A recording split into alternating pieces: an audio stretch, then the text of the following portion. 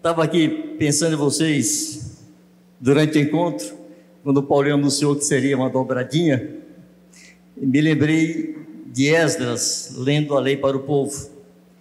Em Neemias capítulo 8,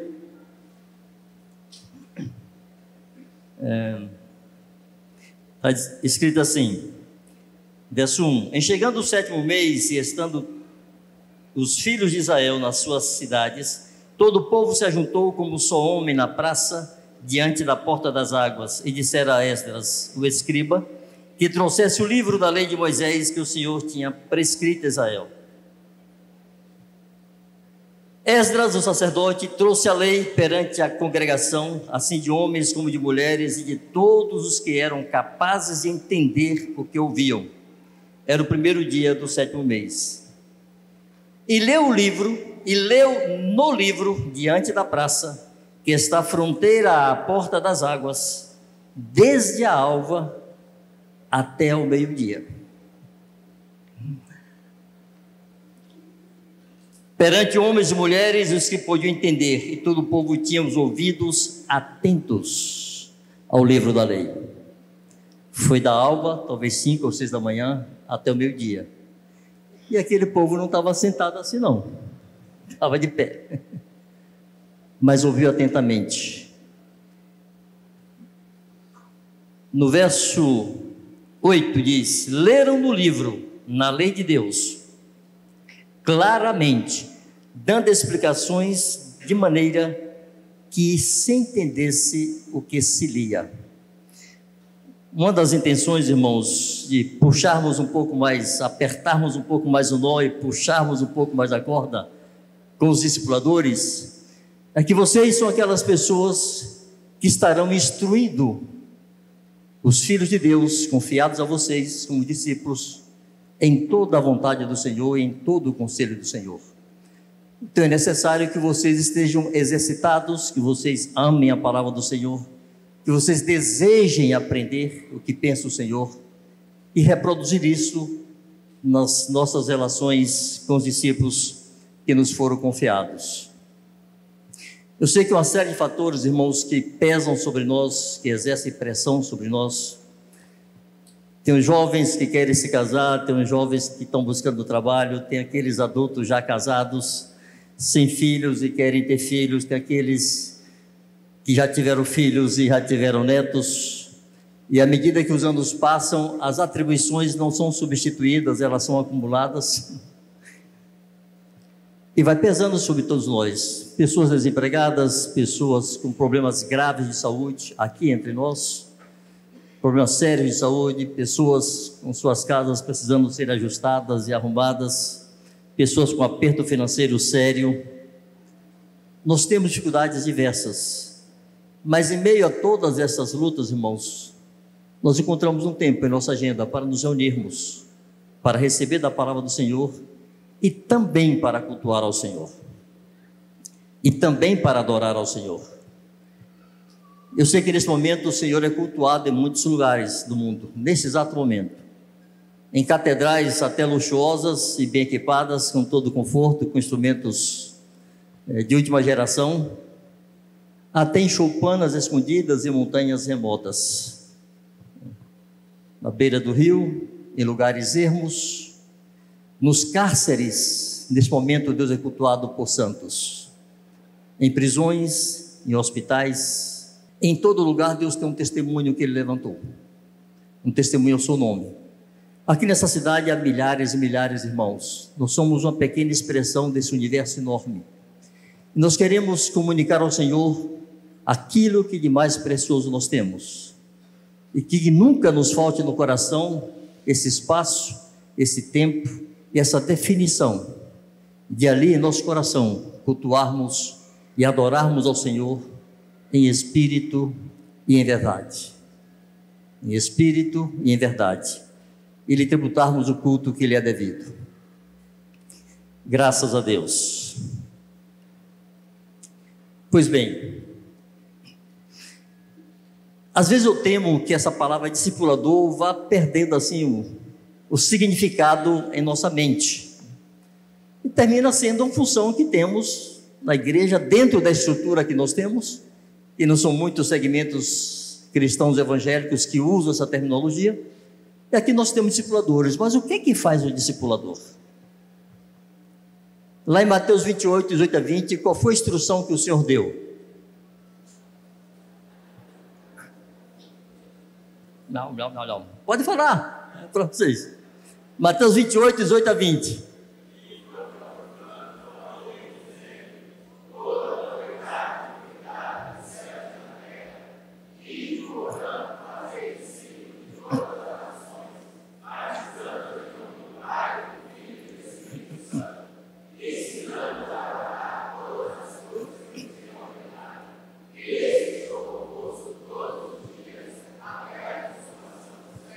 Vamos começar de trás para frente. Estou convosco todos os dias. É muito importante que os discipuladores, aqueles que ensinam os discípulos a guardarem as coisas que Jesus ordenou, saibam que o Senhor está com eles. É importante termos essa convicção em nosso homem interior.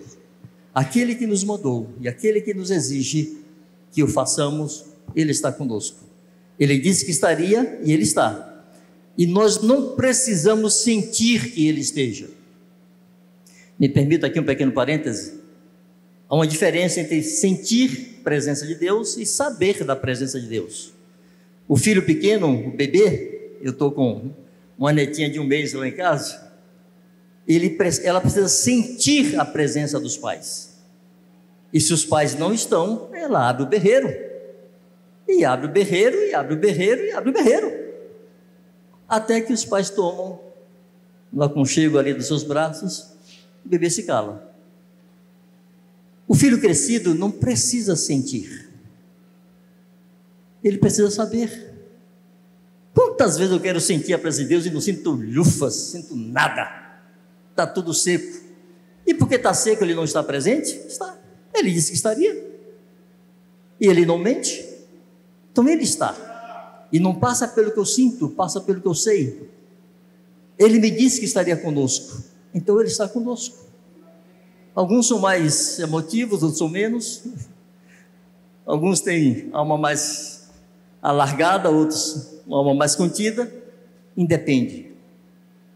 O Senhor está presente com todos. E nós, quando saímos a trabalhar para o Senhor, temos que saber isto. Precisamos evocar isto em nossa mente, em nosso coração, em nossa consciência. Ele está conosco, Ele está ao nosso lado.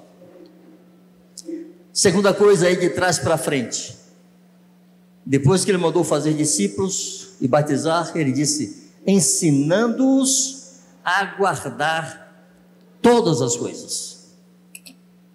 Bom, esse é o nosso papel, ensinar a guardar. Para ensinar a guardar, eu preciso primeiro ensinar a saber. Eu tenho que instruir, eu tenho que ensinar e eu tenho que demonstrar. Com isso em mente, eu queria fazer algumas perguntas para vocês. Quando Jesus disse ir de fazer discípulos, Ele tinha algo claro em sua mente. Isso está em Mateus 28, mas em Marcos Ele diz, ide por todo mundo e pregai o Evangelho. Ele não usou a expressão fazer discípulos, disse pregar o Evangelho. Então entendemos que ao fazer discípulos, nós precisamos, para fazer discípulos, pregar o Evangelho. Inclusive tinha uma perguntinha antiga, né? Qual é o Evangelho que forma discípulos? Qual é a única pregação que forma discípulos? A pregação do Evangelho do Reino. Foi este Evangelho que Jesus mandou pregar. Então eu pergunto para vocês, qual é o Evangelho que você prega lá fora? Se puder registrar, registra e vai guardando aí. Segundo, e qual é o Evangelho que você pratica? O Evangelho que você prega, você sabe qual é. O conceito está muito claro em nossa cabeça. Mas qual é o Evangelho que nós praticamos? O Evangelho que pregamos, terceira pergunta. O Evangelho que pregamos, que anunciamos aí fora, é praticado por nós em nosso convívio igrejeiro? Irmãos, não é difícil desconectar não, viu? É muito fácil. nós pregarmos o Evangelho do Reino com toda a definição e depois, em nossa mente, retirar suas implicações em nossos relacionamentos e nas situações cotidianas que surgem entre nós, inclusive.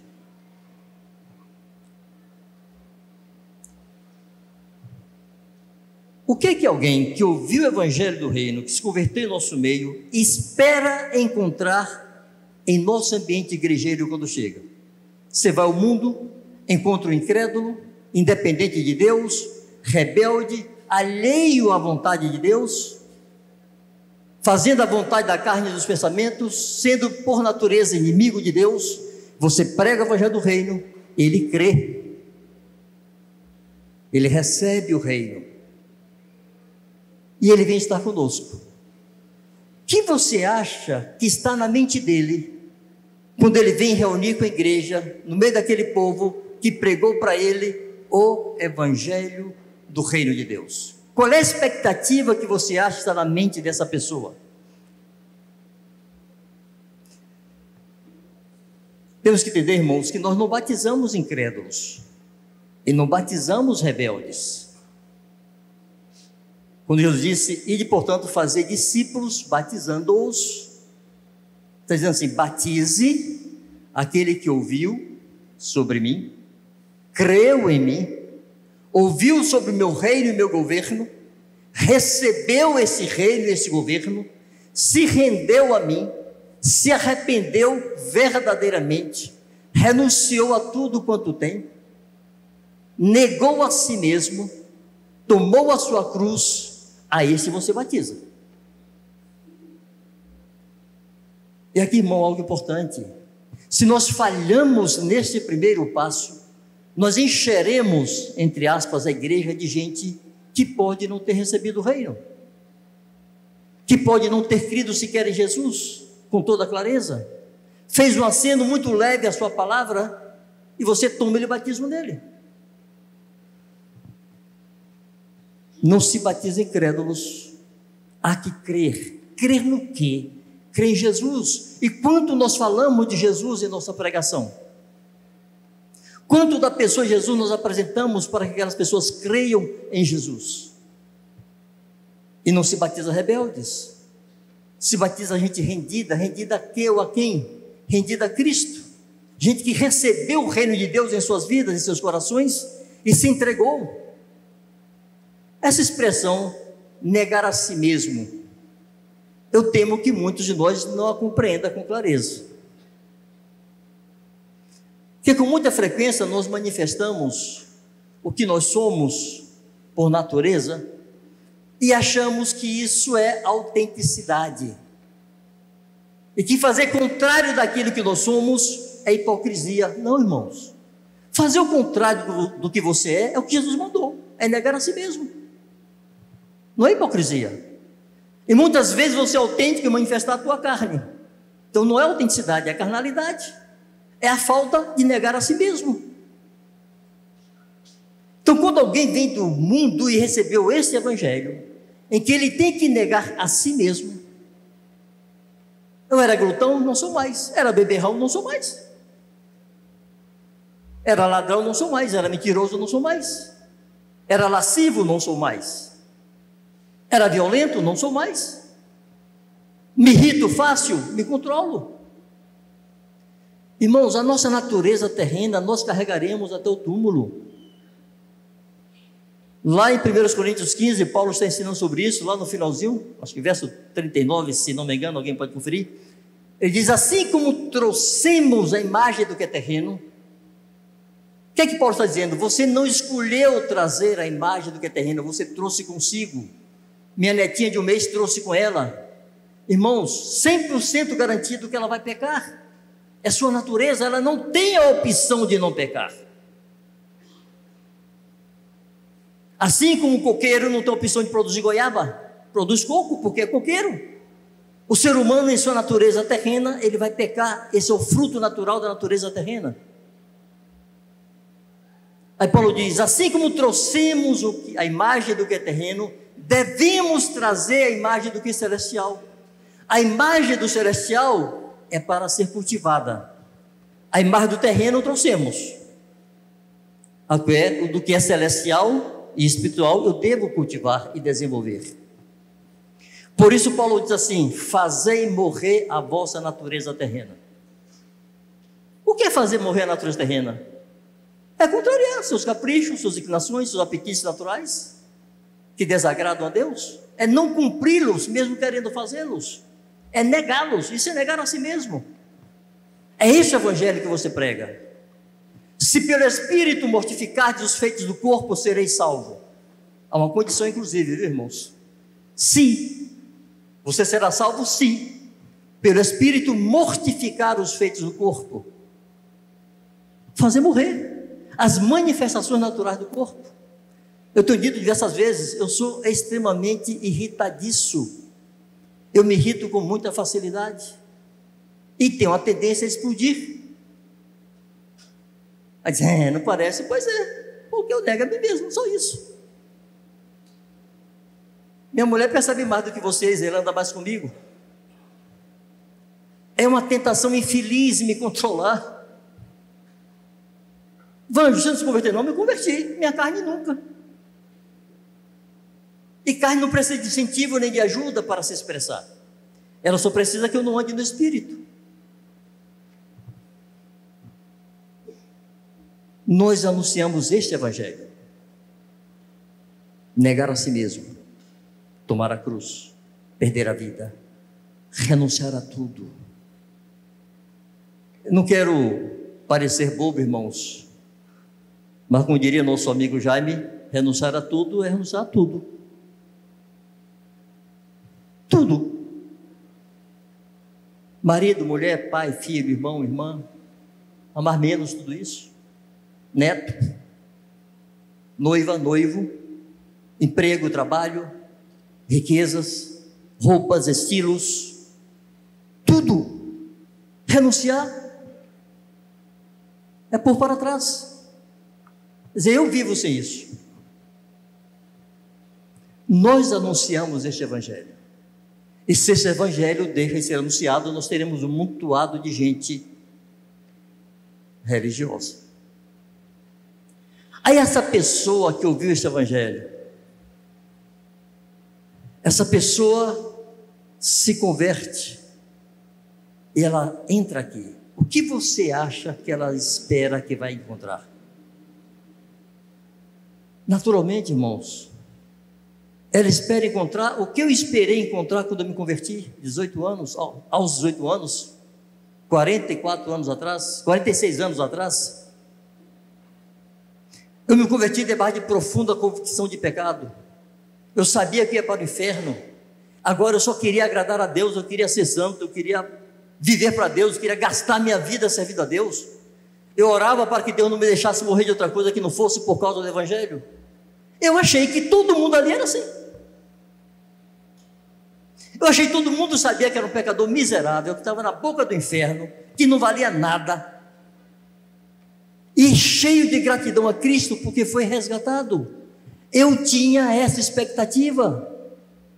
Minha frustração foi enorme, porque não era assim. Muitos deles, talvez a maioria, era o contrário. Nós podemos assegurar que as pessoas que chegam entre nós não se frustram? Elas encontram gente que toma a sua cruz a cada dia, que renuncia a tudo quanto tem, que pode sim viver-se qualquer uma das coisas que tem. Se você pregou esse evangelho, essa pessoa vai querer encontrar isto. Irmãos, ela vai se amoldar ao que ela encontrar. Se ela encontra discípulos, ela será assim. Se ela encontra gente folgada, ela vai ser folgada. Se ela encontra gente descomprometida, ela será descomprometida, porque para ela esse é o ambiente daqueles que receberam o evangelho do reino. É gente descomprometida, é gente folgada. Se ele encontra gente zelosa por boas obras, gente que profetiza, que intercede, que geme, que chora, que prega o evangelho, que reparte o que tem, que abre suas portas, que é hospitaleiro, ele será assim. Porque, irmãos, nós somos a expressão do evangelho que pregamos, ou deveríamos ser.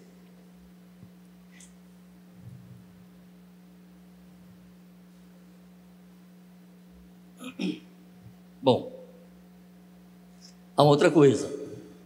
Em algum momento, durante a pregação do evangelho, nós tocamos na família de Deus, nós tocamos no propósito eterno de Deus, para demonstrar que Deus fez o homem perfeito, a sua imagem e semelhança, e Deus queria que ele fosse assim. Deus nunca quis que o homem pecasse, Deus queria uma família de filhos iguais a ele, mas o homem pecou e agora precisa se arrepender e ser redimido, ser justificado por Jesus, etc. Mas nós tocamos na família de filhos iguais a Jesus. Irmãos, pense que essa pessoa que ouviu esse evangelho, que creu em Jesus, que se arrependeu, que negou a si mesmo, que resolveu tomar sua cruz, que renunciou a tudo quanto tem, essa pessoa ouviu sobre a união com Cristo. Antes de ser batizada, ela entendeu que ao ser descida naquela água, o Pai estaria unindo ela a Jesus, e que agora ela se tornaria filho de Deus, porque foi enxertada em Cristo, incluída em Cristo, tornou-se um só com Cristo.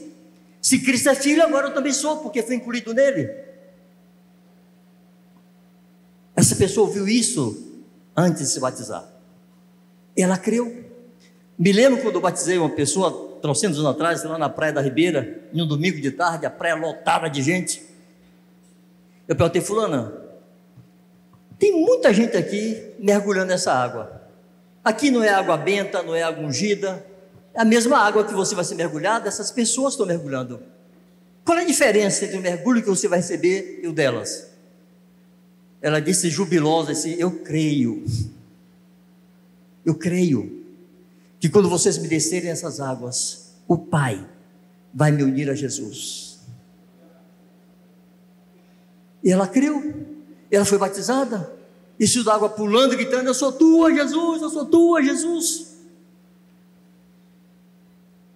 Essa pessoa, ela foi instruída antes do batismo, que agora nela iria habitar o Espírito Santo de Deus, ela seria a habitação do Espírito de Deus, e ela se tornaria filha de Deus, e ela seria incluída na família de Deus, porque ela estaria sendo batizada também no corpo, foi batizada no corpo de Cristo, ela entendeu isto. Então é natural que quando ela chega aqui, ela pense: eu vou encontrar muitos filhos de Deus, e todos eles estão desejosos ardentemente de serem parecidos com Jesus. Vocês acham que ela não pensa isso? Da próxima vez, se for batizar alguém, pense isso. Não só filme, bote lá no grupo da Igreja na Casa, não, no grupo de WhatsApp. Pensa assim: essa pessoa vai receber a Cristo, ela está sendo trazida para a família de Deus, ela está se tornando filha de Deus, e ela vai ver no meio da igreja uma grande amostra do que é ser um filho de Deus.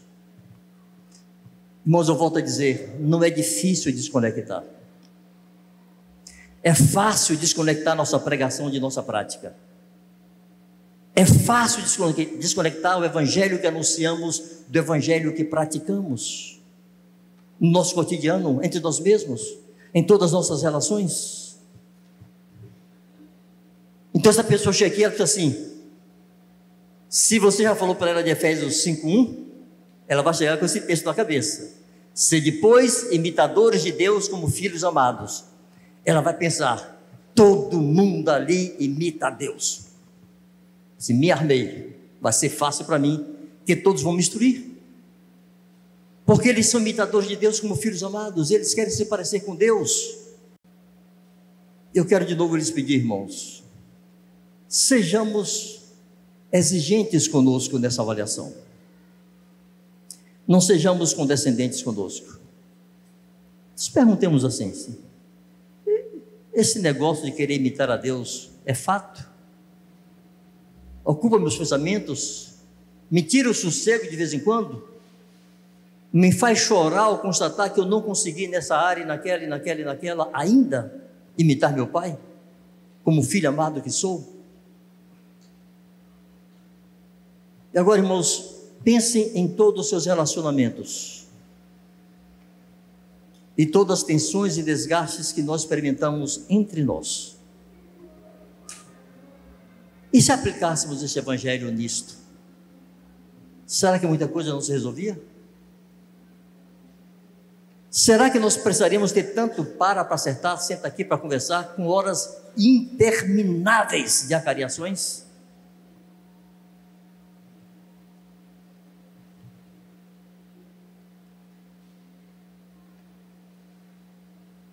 Uma terceira coisa, essa pessoa, depois que ela saiu da água do batismo, ela recebeu imposição de mãos, e ela recebeu o dom do Espírito Santo. Ela foi cheia do Espírito Santo, foi batizada com o Espírito Santo. Então, naturalmente, ela acha que esta foi a experiência de todo mundo que está aqui. Todo mundo que eu vou encontrar ali experimentou isso. Creu nesse evangelho, creu nesse Jesus, recebeu este reino, foi batizado, recebeu esta vida e, por cima de tudo, recebeu este poder. Eles estão como eu, saltitantes, para anunciar o reino e praticar o reino. Eu vou encontrar ali pessoas cheias do Espírito Santo, zelosas e fervorosas de espírito.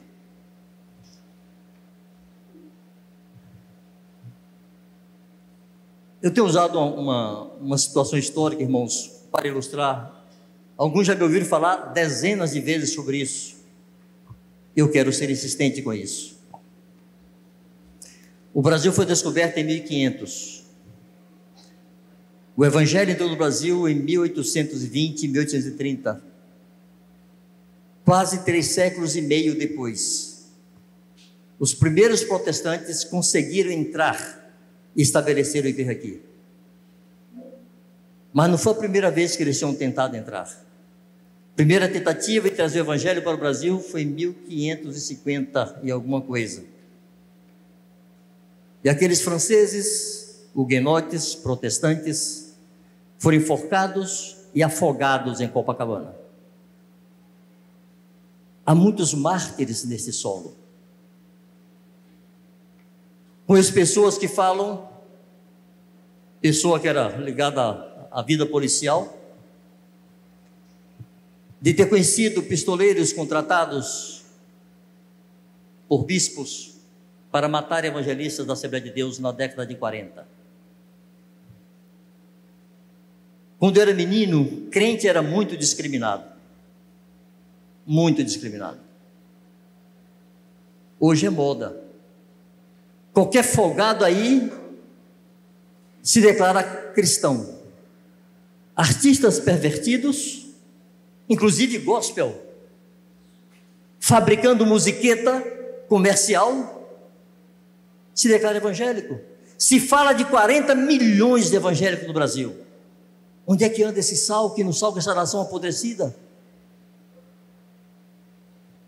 Nós podemos ter 40 milhões de evangélicos. Nós não temos 40 milhões de discípulos. Nós não temos 40 milhões de sacerdotes, de pessoas tementes a Deus, que amam a Deus mais do que a si mesmos. Hoje é modismo ser evangélico, dá ibope ser evangélico. Houve uma banda muito famosa no passado, e os crentes andavam atrás cantando as músicas deles.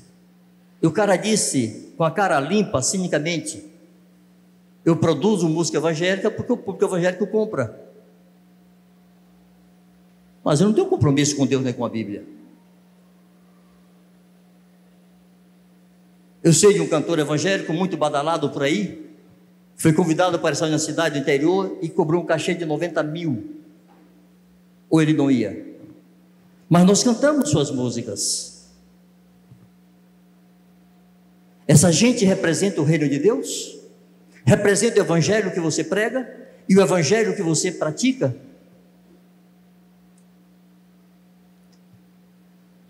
Irmãos, quando nós vivermos este evangelho, nós seremos discriminados.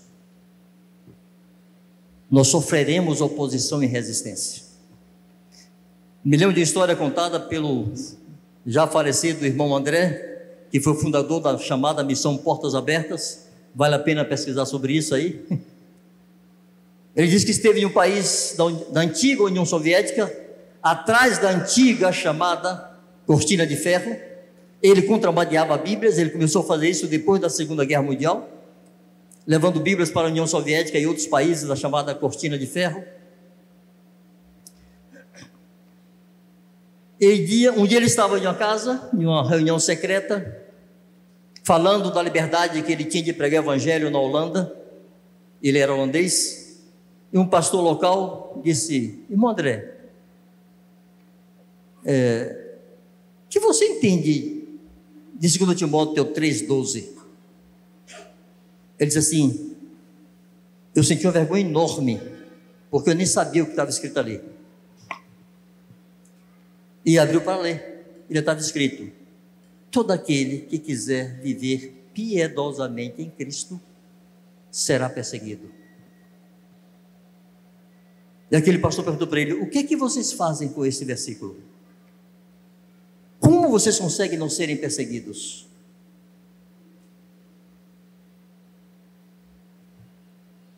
Irmãos, não é difícil nos amoldarmos ao chamado mundo cristão. Gospel é fácil. Mas qual é o evangelho que nós abraçamos, cremos e praticamos? Eu tenho dito algumas vezes: qualquer hora eu saio algemado de um casamento desses aí. Porque quando se afirma, está aqui, homem, mulher, macho e fêmea, como Deus disse e fez, isso hoje é discurso de ódio.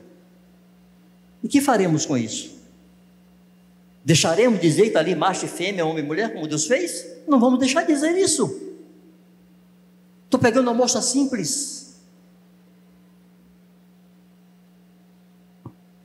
Não é difícil irmos nos ajustando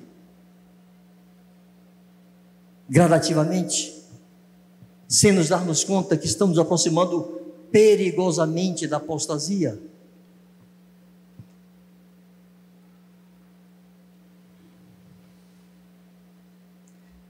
Irmãos, o Evangelho do Reino é a aplicação prática da vontade de Deus na vida do homem.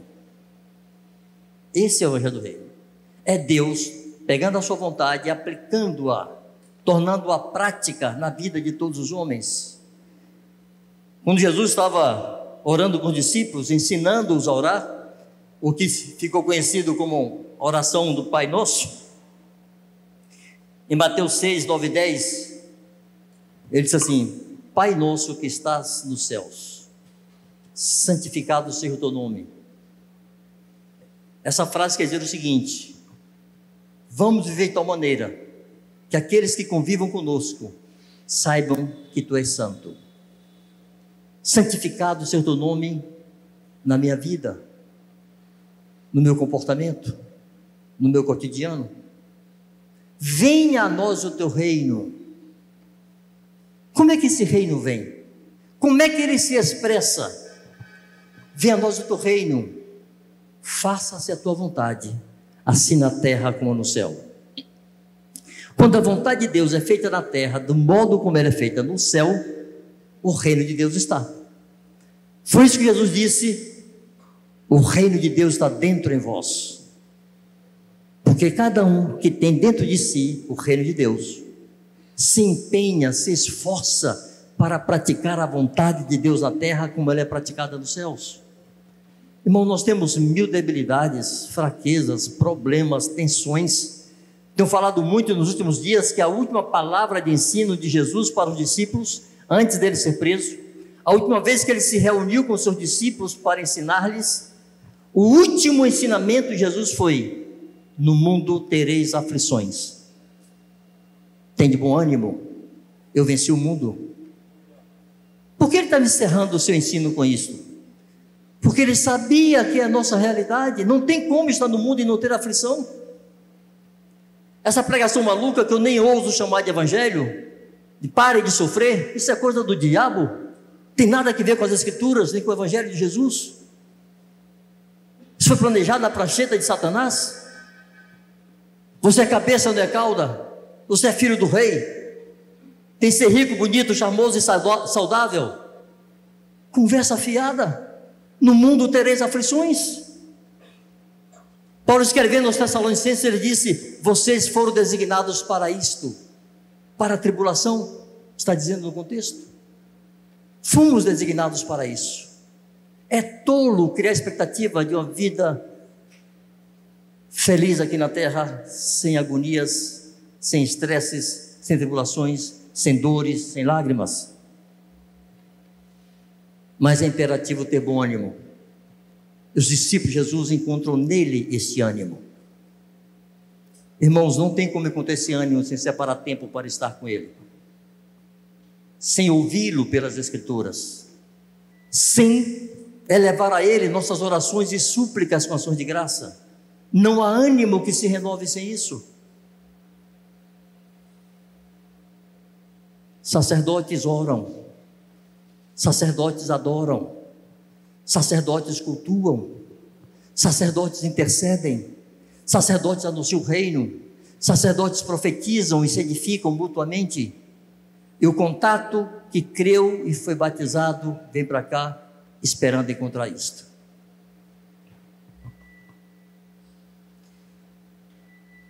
A pregação do Evangelho do Reino, irmãos, é conceitual. É um conceito.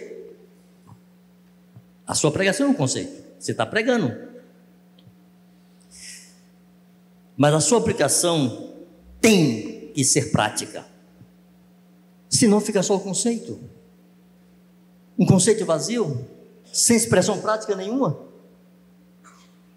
Se não houver aplicação prática, será apenas um discurso forte, que vai confrontar as pessoas quando ouvirem, e vai decepcionar as pessoas quando elas chegarem e puderem ver aquilo que de fato temos. Bom, estamos terminando, viu? Quase. A aplicação prática do Evangelho do Reino, irmãos, se cumpre na obediência à doutrina, ao conselho de Deus, à doutrina dos apóstolos, às ordens de Jesus. Se nós não obedecemos a essas ordens, nós não recebemos o seu reino. Não é um raciocínio simples? O reino é o governo absoluto de Cristo sobre nossa vida. É a vontade de Deus sendo feita na terra como é feita nos céus. E se eu não obedeço? Eu não recebi esse reino. Não é que não tenhamos falhas, debilidades. Eu tenho um monte. Vira mestre e está confessando, pedindo perdão, pedindo ajuda. Mas, irmãos, todos nós precisamos saber que lá no fundo de nosso coração há uma definição de agradar a Deus, de querer viver para Ele e de tornar seu reino conhecido por toda a terra.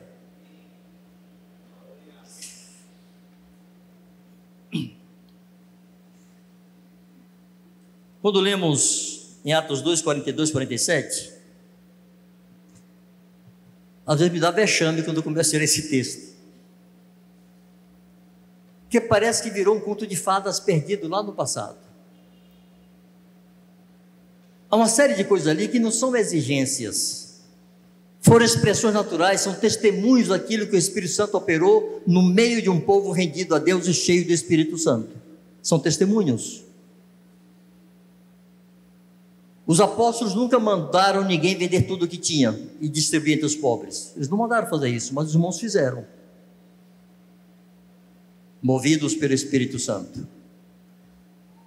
Mas algumas coisas ali, irmãos, muito simples, e que podem construir sua vida e minha vida no Senhor de maneira sólida, que vai cooperar muito, e nós encontramos 300 desculpas e justificativas para não fazermos isto.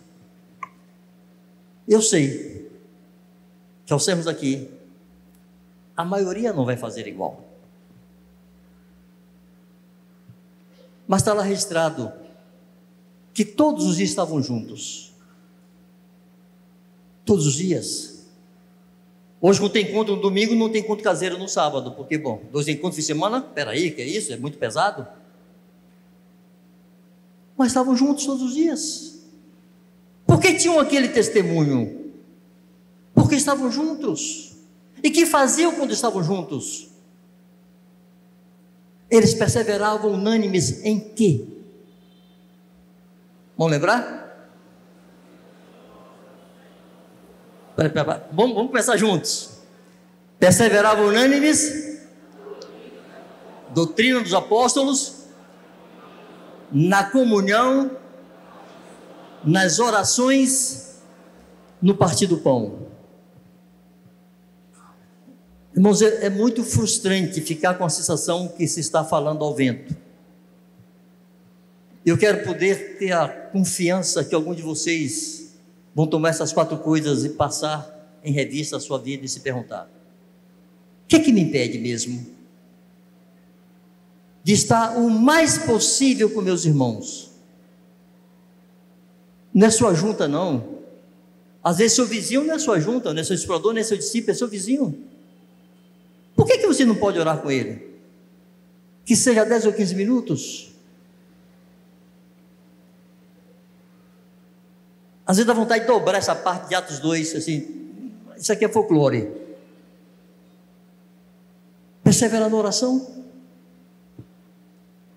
na doutrina dos apóstolos, checar uns com os outros, a prática da doutrina dos apóstolos, na comunhão, a alegria da comunhão, o que Sérgio disse: habite ricamente em vós a palavra de Cristo, instruí-vos e aconselhai-vos mutuamente em toda a sabedoria.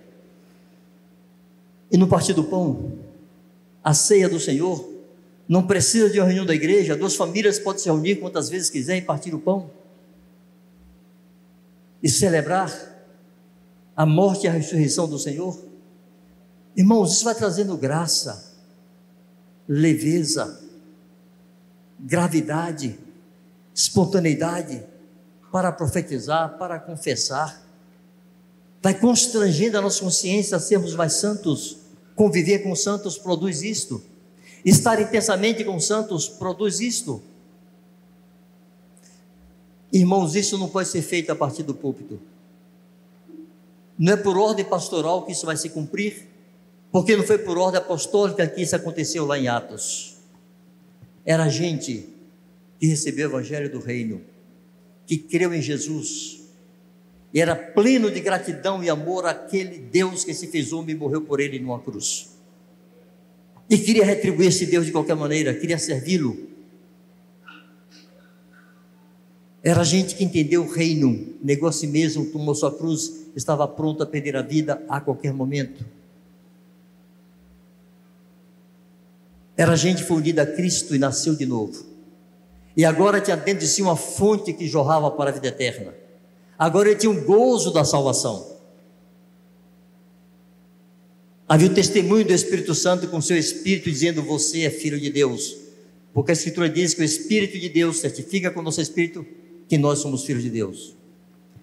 E foi gente que recebeu um enchimento do Espírito Santo, não tinha outro resultado.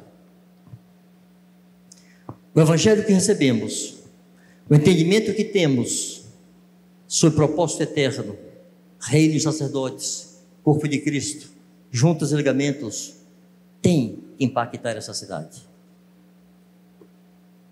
Não há motivo para que não faça. Eu encerro dizendo assim: nós estamos vivendo um momento muito estranho na nossa cidade. O Brasil está vivendo esse momento estranho de crime, de opressão social terrível. Existem bairros que os irmãos, quando saem para trabalhar de turno, tem que voltar meia-noite, 1 da manhã, tem que avisar o chefe da boca que vai chegar, senão ele não entra. Vocês sabiam disso? Alguns de vocês talvez vivam isto. Uma cidade refém do crime. E vocês acham que esse governo que está aí vai fazer alguma coisa contra isso, verdadeira? E vai mudar essa realidade? Não vai. Quem é o sol da terra? E quem é a luz do mundo? Eu creio nisso, irmãos. Nós temos definido que todo o primeiro fim de semana do mês teríamos 3 dias de jejuns com os líderes. Nós vamos perseverar nisto. Nós não queremos nos dobrar ao que nos é imposto pelo inferno. São as portas do inferno que não prevaleceriam contra a igreja. Mas há que ser a igreja que entendeu essas coisas e pratica essas coisas. Há um reino que nos foi confiado e há um evangelho que nos foi entregue. Entre nós está aqui o grupo de pessoas mais apto, o grupo de pessoas mais apto para tornar esse evangelho efetivo no nosso cotidiano, pegando cada discípulo que vai chegar entre nós com aquela expectativa e agora ensinando a guardar todas as coisas que Jesus ordenou. Faço o exercício e agora eu termino de uma vez. Todo discipulador deveria fazer esse exercício, porque a instrução de Jesus foi: ensinando-os a guardar tudo que eu vos tenho ordenado. Pega os evangelhos. Você pode fazer isso em uma semana, se você quiser. Mateus, Marcos, Lucas e João. Pegue um caderninho, ou um trem desse aí, computador, qualquer coisa, e vá registrando todas as ordens que Jesus deu. Aí veja a lista depois. São aquelas coisas que Jesus te mandou ensinar a guardar aqueles que vêm para a igreja.